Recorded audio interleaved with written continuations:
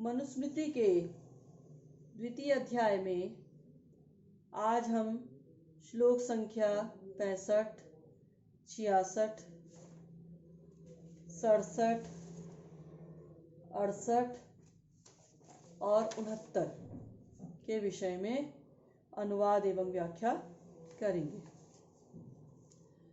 श्लोक संख्या 65 में जो केशांत संस्कार है उसके विषय में बताया गया है। यह श्लोक इस प्रकार है। केशान्तः षोडशे वर्षे ब्राह्मणस्य विधीयते राजन्यबन्धोर्द्वाविंशे वैश्यस्य द्व्यधिके ततः। इसका अन्वय इस प्रकार होगा। ब्राह्मणस्य षोडशे वर्षे राजन्य बन्धोः द्वाविंशे वैश्यस्य ततः द्व्यधिके वर्षे केशान्तः विधीयते। अर्थात ब्राह्मणस्य षोडशे वर्षे, ब्राह्मण का जो केशांत संस्कार है वह 16वें वर्ष में। कहा राजन्य बंधो द्वाविंशे, जो क्षत्रिय है उसका 22वें वर्ष में। वैश्यस्य ततः द्व्यधिके, और वैश्य का उससे क्षत्रिय से 2 वर्ष अधिक, द्व्यधिके मतलब 2 वर्ष अधिक, तो ये जो है 24वें वर्ष में केशांतः विधीयते, केशांत संस्कार का विधान किया गया है, केशांत संस्कार किया जाना चाहिए।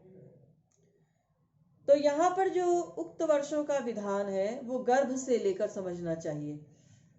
बोधायन जो है उन्होंने भी ये कहा है गर्भाधि संख्या वर्षाणाम, कि ये जो वर्षों की गणना है ये गर्भात या ये गर्भ से की जानी चाहिए कि बालक कब गर्भ में आया। श्लोक संख्या 66 इस प्रकार है। अमंत्रिका तु कार्येयं स्त्रीणाम् आवृत्त शेषतः संस्कारार्थं शरीरस्य यथा कालम यथा क्रमम। अन्वय देखिए। स्त्रीणां तु इयं आवृत्त अशेषतः यथा कालम यथा क्रमम शरीरस्य संस्कारार्थम अमंत्रिका कार्या। इसका अनुवाद देखिए कि स्त्रीणां तु इयं, स्त्रियों का तो ये जो संस्कार है कोई सा भी, ये संस्कार संपूर्ण संस्कार जो है आवृत्त अशेषतः यथा कालम यथा क्रमम, यानी अशेषता संपूर्ण जो संस्कार हैं ये यथा काल ठीक समय पर यथा क्रमम किए जाने चाहिए, ऐसे ही क्रम में किए जाने चाहिए। शरीरस्य संस्कारार्थम, शरीर की शुद्धि के लिए। किसके लिए? शरीर की शुद्धि के लिए। अमंत्रिका कार्या, किंतु ये संस्कार अमंत्रिक अर्थात मंत्र के बिना किए जाने चाहिए। ये श्लोक संख्या 66 में कहा गया। श्लोक संख्या 67 जो है ये उपनयन संस्कार, स्त्रियों के उपनयन संस्कार के विषय में कहती है कि वैवाहिक संस्कार ही वैदिक संस्कार है, और इस प्रकार से स्त्रियों के संस्कार के विषय में यहाँ पर भी कहा गया है। वैवाहिको विधि स्त्रीणां संस्कारो वैदिके स्मृतः पति सेवा गुरौ वासो गृहार्थो अग्नि परिक्रिया। इसका अन्वय देखिए। स्त्रीणां वैवाहिकः विधिः वैदिकः संस्कारः स्मृतः गुरौ वासः पति सेवा अग्नि परिक्रिया गृहार्थः स्मृतः। अर्थात स्त्रीणां वैवाहिकः विधि, स्त्रियों का जो वैवाहिक संस्कार है वही वैदिक संस्कार है। वैदिकः संस्कारः स्मृतः, अर्थात उसे ही वैदिक संस्कार कहा गया है। गुरौ वासः पति सेवा, और पति की सेवा ही गुरुकुल में वास है।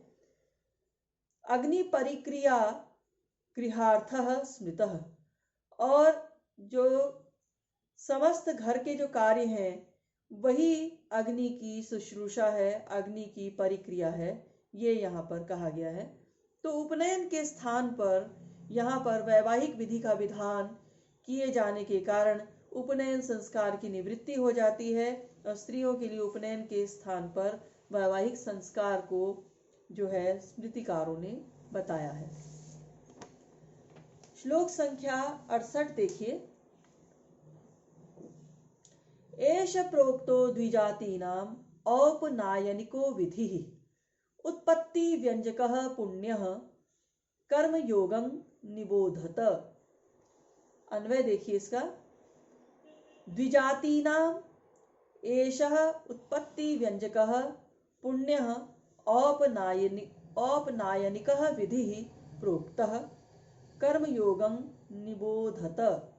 अर्थात द्विजातीनाम एष उत्पत्ति व्यंजकः, द्विजातीनाम अर्थात जितने भी ब्राह्मण आदि वर्ण हैं उनके उत्पत्ति व्यंजकः द्विजातित्व बोधक जो यज्ञोपवीत संस्कार है औपनायनिकः विधि, वो प्रोक्तः यानी मैंने कही, मैंने यानी मनु ने कही।